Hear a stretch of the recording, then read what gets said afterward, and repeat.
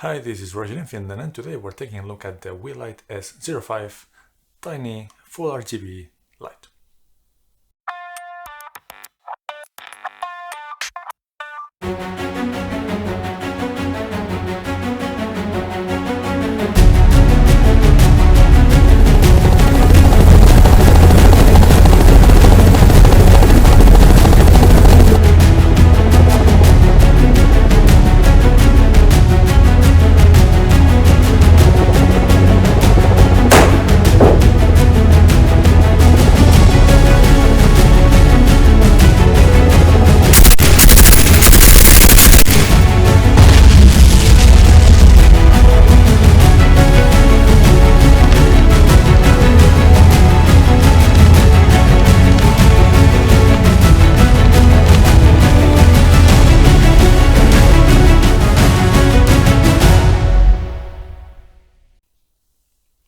So for the impatient one, this is a tiny, cheap, this costs less than 30 bucks, a bit plastically built, full RGB, has plenty of effects and lots of different ways of controlling it, decent battery life, fairly light, and I think that the most exciting thing is that it can be controlled via a phone app.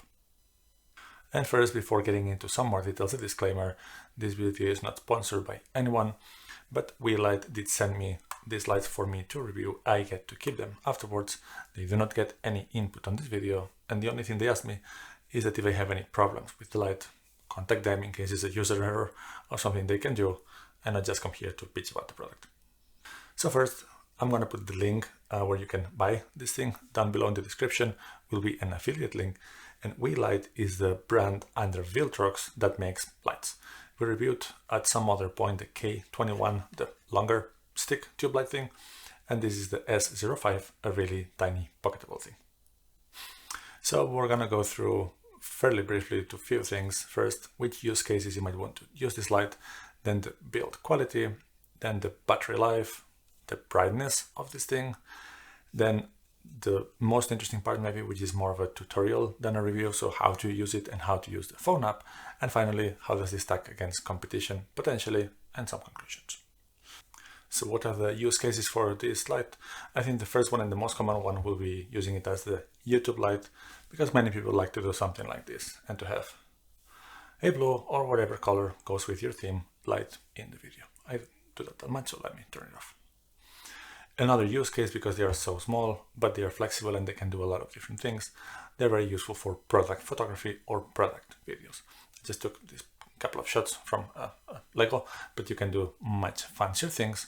But it is something that these small lights are really practical for, to have several sources in a small space that can give you different options. Then about the build, this thing does feel plasticky. It sounds plasticky. It also feels that it's bigger than it's supposed to be. It has an integrated diffuser, which you cannot take off. But I think there is a point of why this is bigger than it should be, or that it could be. It has some holes in the bottom and on the side, which I believe help with heat dissipation. And that's become useful when you want to run this for a long time. I did a battery test, so this thing was running at 100% for more than an hour, and it was warm, but it was not hot to the touch. Unlike some of the other lights that are much better built, full metal, but then they get really, really hot. Then in the back, it has a small screen, which is definitely sufficient. It has 4 buttons for controlling it. We're gonna go through that in the second to last section. And then in the bottom, there's a tripod thread mount, so you can mount this in different places. And in the box, there's included this tiny thing, which screws here with the tripod thread, and then you can mount this into the hot shoe of your camera onto any cold shoe of a cage or something like that. Nice little detail. And it does have a USB-C port for charging. Then about the battery, they claim in the website that this thing can last for 70 minutes at 100% power, so I did test it. I used the CCT mode at 5300 Kelvin at 100 power, and I got 1 hour and 9 minutes, which is just 1 minute short of what they claim. So the good news is that you can trust what they say in the website, and it's a pretty decent battery life. I did try it also at 25% power, which is what I would use, again, in the back of the YouTube light type of situation, and then the battery lasted for more than 5 hours. Then how about the brightness? Well, I said it's pretty bright. I'm not going to give you the lumens or the candelas, but let's see, can this work as a key light in the setup? light. Well, let's test it out.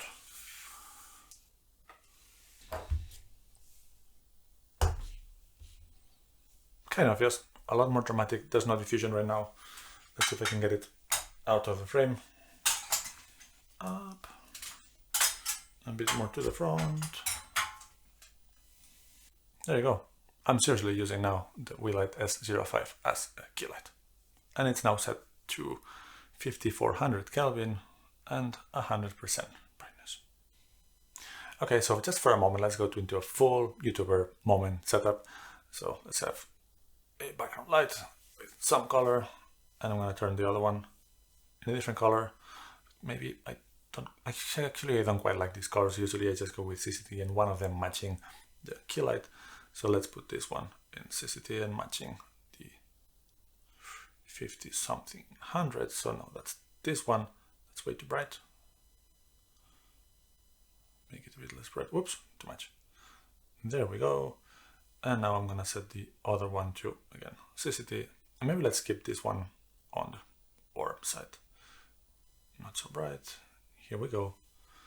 But then that's a use case that I can see myself using on controlling those things a bit more precisely just from the phone and looking at the screen on my camera. But now I'm gonna turn them on. First one. And then the other. So this part of the review is more of a tutorial, but I think it can be useful. Basically, you have these 4 buttons. With a long press of the power button, it turns on and off.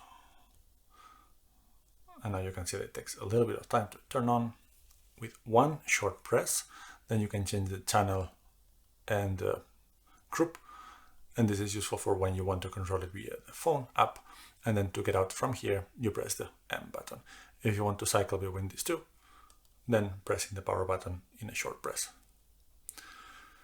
Then if you press the mode button in a short press, you basically cycle through all the different possible parameters of whatever mode you are in. And then with the long press, you cycle between the different modes. So this is the HSI, RGB, YW. We have the Roscoe, Lee, filter colors, and all the different possible effects.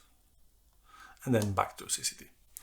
And then when you have one parameter that you want to manipulate, you can change that by using this up and down. So now we're changing the brightness, as you can see. Now I'm turning it all the way down, as you can also see. All right, and now we are recording this so you can see my phone screen. And also now we have the light which is set at the channel 1 and group A, which is what I have selected here in my phone. So I'm just gonna turn it on. And now it's at CCT, 5400 Kelvin and 100%. And if I go to any of these options, you can see if I click on CCT, here I can change the color temperature, and then the intensity, and also the hue. And we have a few presets. Then there's the HSL, where you just pick the color in the wheel. The farther you are, the more saturation. The more in the middle, the less saturation. Then we have the RGB YW, so a lot more fine control if you want to pick some color with more green and less blue and less red, which means green. There we go. Then this is a little bit different and it shows you the color space, but again, it's based on picking the color in the screen. Self-explanatory. Then we have this color chip, which I don't know how useful it is, but they are this kind of pastel colors, which are really difficult to make in a light anyway. So here you have this pale gold and light amber and blue green from the Roscoe filters. There's a few from Lee, also forest green. The names are awesome, and maybe you like the dark salmon as a background for your YouTube videos, or something like a plus green, or a bright, no, there's no bright salmon. How about the peacock blue? Maybe you like those. Then we have all the effects, which here you can see them by name and with the icon. So we have this flash thing. It's gonna start flashing. The speed is, well, how fast does that go? And then the brightness is the intensity in the bottom of the screen. This flash lamp and candlelight and I don't know, a TV. You have a small scene with tiny Legos, put them in front of a TV. That's how you would do it. Romantic if you are in need of help on that department. Then we have these different waves and then the full RGB loop. Anyway, the point is that it's very easy to see from here. The one thing that it's in the phone app but not in the light itself, and let me put it in CCT because I'm not so fond of changing lights, is this color picker. You can see now, you can see the floor and the sofa which is under my guitar, but you can pick the color and then the light will try to reproduce it with more or less success. And if I pick the white, hopefully it will be white. Well, let's pick the blue itself from the light. Boom. There we go. So that's how that one works. And here, useful thing is my scene. So here you can have a list of different scenes and then automatically change there. And how to create a scene is basically when you are in any of these modes, there's this plus sign on the top left corner, and then that lets you add it as a scene. All in all, this app is probably my favorite feature of both this S05 and also the K21. And how about the competition? I think that about the size of this thing, probably the Aperture MC is comparable, but I think that the size is the only thing that they are comparable. I'm pretty sure that it's going to be a lot better built, the MC, and a lot more expensive. But I don't own it, so I can't compare it. But let me show you the other ones that I actually do own and can compare it.